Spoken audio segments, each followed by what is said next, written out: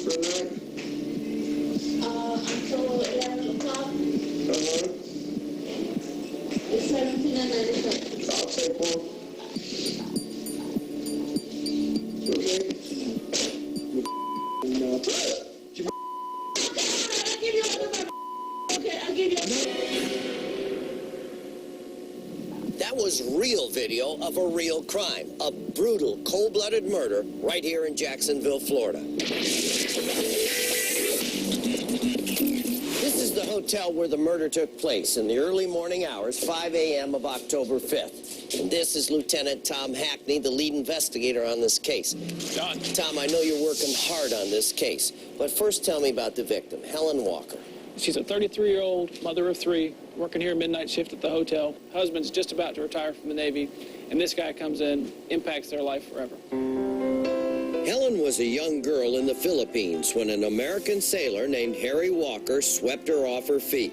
They got married in 1992. Soon, filling her house with friends and family would become her greatest joy.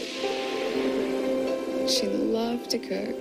I don't care where we were at, what we were doing, she always cooked.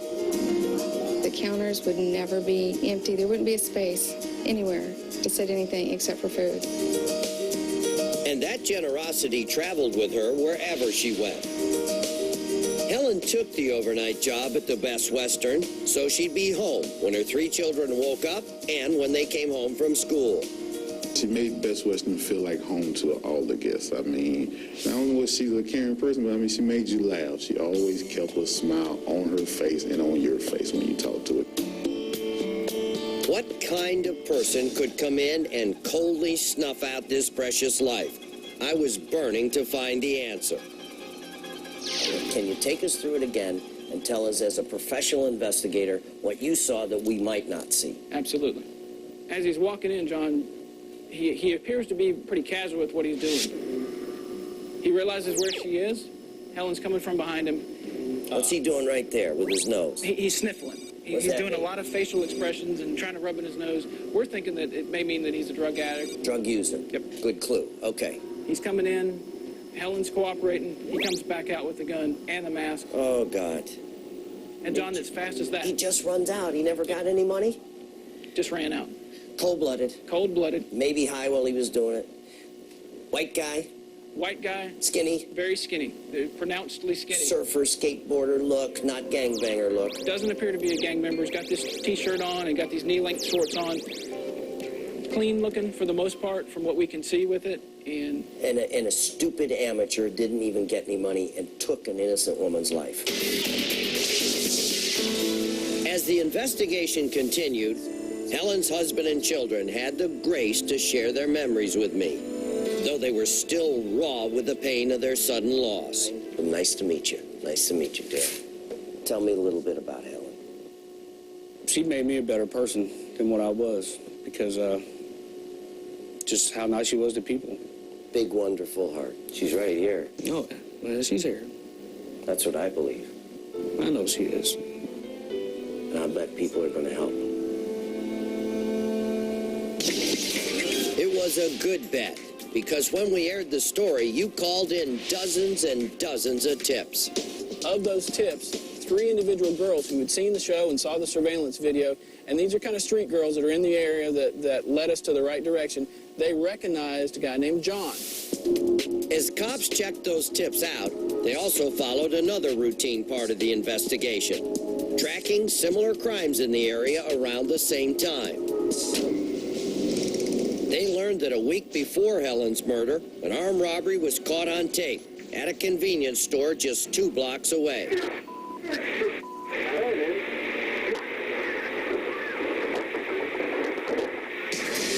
The suspect in that crime was in custody. His name, John Casey. Could it be the same John mentioned in those tips? Cops didn't have to wait long to get their answer. Once we learned who John was, we were able to find some of his associates. And of those associates that we found a guy who told us that he drove John to the hotel that night to commit the robbery. The guy went in, came out and said, "Oh, hey, by the way, I just murdered the clerk." But the case against John Casey was even stronger than that. Helen's killer had leaned on the counter and left his sweat behind. That gave cops a DNA sample. We put our DNA together from the countertop, compared it to Casey's DNA. Once those two came back and hit it as a match, we made our case and made our arrest. Sir, this is your chance. Do you have anything that you'd like to say to her family right now? When we were able to make our arrest in this case, it's a great feeling of personal satisfaction to know that we had provided justice for her and her family.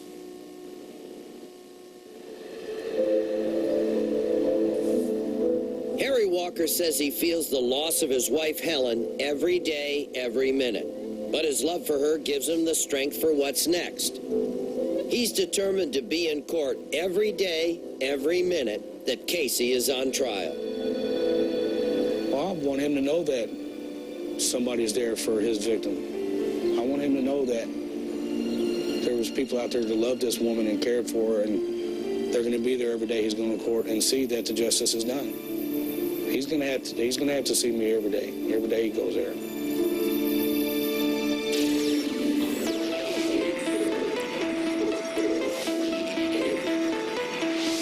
Up next. Vanessa died with her eyes open. She fought her attacker, and it was a violent death. But beyond that fact, there are only dead ends and puzzles. We were able to recover DNA. Unfortunately, the DNA that we recovered is both of a male and a female.